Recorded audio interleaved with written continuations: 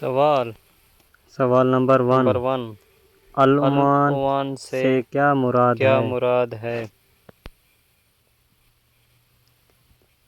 جواب، برتنے کی چیز۔ سوال، اسلام کے پہلے صغیر کون تھے؟ حضرت عیسیٰ علیہ السلام۔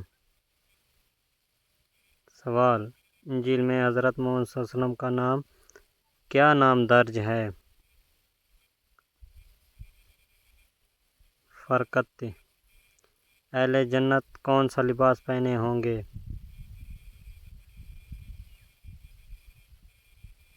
جواب، حریر کا باریک لباس اور دبدر لباس پہن کر ایک دوسرے کے سامنے بیٹھے ہوں گے۔ سوال، بنو غسان کے عرب کس ملک میں آباد تھے؟ شام میں۔